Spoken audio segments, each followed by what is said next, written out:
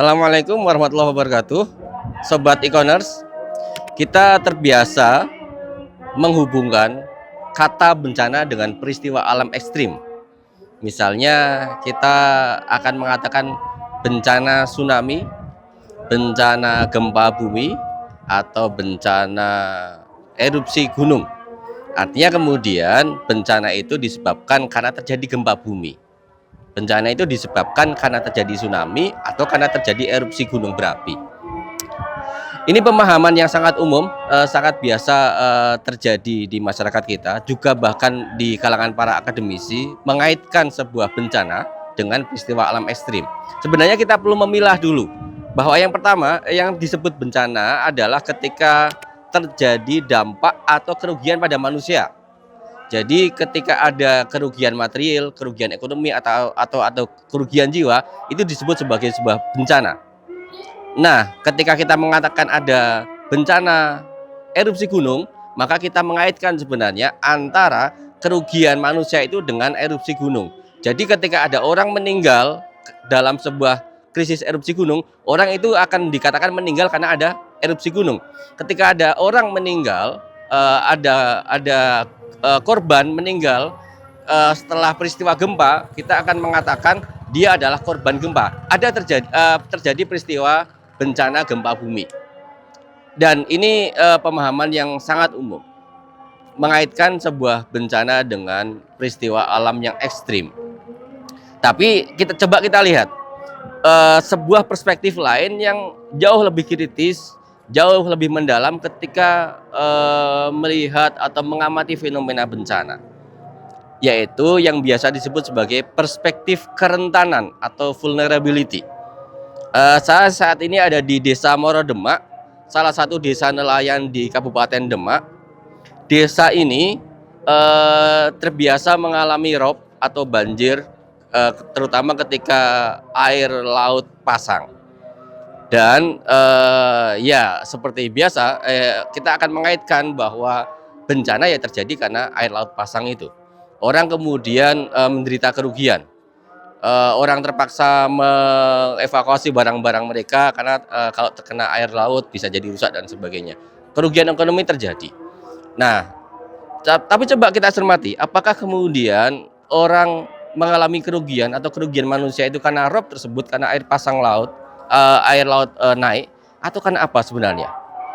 Paradigma kerentanan melihat bahwa sebenarnya orang yang terkena dampak langsung dari rob, misalnya di Demak ini, bukan semua orang, tapi orang-orang yang tinggal di daerah pantai, di perkampungan nelayan yang sangat padat. Ini perkampungan nelayan yang cukup padat, dan mereka kemudian terdampak langsung. Kenapa? Ya karena mereka rentan. Rumah mereka berhimpitan, kemudian rumah mereka berada di kawasan yang sangat mudah terkena rob laut, dan akhirnya ya mereka merugi.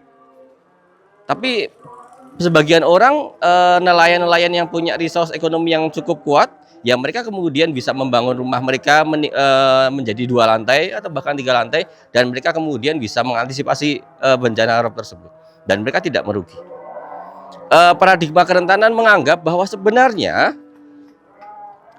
bencana itu terkait lebih dengan struktur sosial ekonomi di masyarakat, bukan dengan peristiwa alam ekstrim. Artinya kemudian ketika struktur sosial ekonominya baik, maka harusnya kemudian orang tidak perlu ada korban atau tidak perlu ada kerugian karena rob yang terjadi tiap tahun. Atau di Jakarta, harusnya kemudian orang bisa mengantisipasi, tidak perlu ada kerugian orang yang kemudian terdampak karena bencana banjir, karena orang harusnya bencana itu bisa diantisipasi. Pertanyaannya kemudian tetap ada yang terkena bencana, tetap ada yang terkena dampak banjir atau dampak rob. Ya karena mereka kemudian tidak punya akses pada sumber daya ekonomi yang lebih layak. Mereka tidak punya pilihan untuk pindah ke tempat tinggal, memiliki tempat tinggal yang lebih layak. Mereka tidak punya pilihan lain selain tinggal di situ. Harus beradaptasi dengan situasi yang kemudian banjir akan datang secara rutin dan sebagainya. Nah, kenapa kemudian mereka tidak pindah? Ya karena kemudian struktur sosial ekonomi. Mereka tidak punya pekerjaan yang layak. Mereka tidak bisa mengakses asuransi misalnya. dan mereka tidak punya pendidikan yang memadai untuk kemudian menaikkan derajat sosial mereka. Nah, ini yang juga terjadi di kampung nelayan, bahwa kemudian ya kita tahu kehidupan nelayan kemudian seringkali terjerat dengan tengkulak, dengan rentenir yang membuat mereka kemudian harus bertahan hidup untuk melaut untuk membayar hutang. Seringkali ketika hasil laut tidak cukup untuk membayar hutang, mereka berhutang lagi. Karena hutang yang menumpuk dan kondisi ekonomi yang tidak baik, tidak membaik ini, mereka tidak bisa menyekolahkan anak mereka ke pendidikan yang lebih layak. Akhirnya anak mereka kemudian jatuh lagi menjadi buruh nelayan dan seterusnya.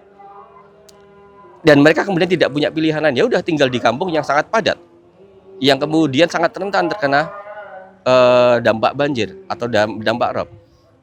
Harusnya bagaimana dong? Ya harusnya kalau menurut paradigma kerentanan, bencana seseorang merugi atau masyarakat merugi ketika terjadi sebuah peristiwa alam ekstrim karena kemudian struktur sosialnya tidak mendukung. Karena kemudian ada kelompok masyarakat yang tidak punya akses terhadap sumber daya dan sebagian kelompok yang lain punya akses yang sangat leluasa pada sumber daya. Ini masalah resources, masalah pembagian sumber daya, masalah struktural. Maka kemudian harusnya penyelesaian bencana bukan kemudian sekedar membangun jalan yang kemudian lebih tinggi supaya tidak terkena banjir. Oke, itu penting. Tapi harusnya penyelesaiannya adalah penyelesaian masalah keadilan sosial. Harusnya kemudian masalah pembangunan yang lebih merata. Harusnya kemudian masalah pembangunan ekonomi yang langsung menyentuh pada komunitas nelayan.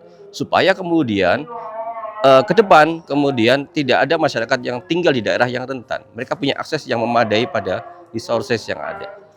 Jadi bencana kemudian seringkali tidak terkait dengan peristiwa alam ekstrim, tapi terkait dengan struktur sosial ekonomi yang timpang, di mana sebagian masyarakat tidak punya sumber daya untuk memitigasi, untuk mengantisipasi peristiwa alam ekstrim yang bisa jadi datang dan menimpa mereka. Terima kasih. Assalamualaikum warahmatullahi wabarakatuh.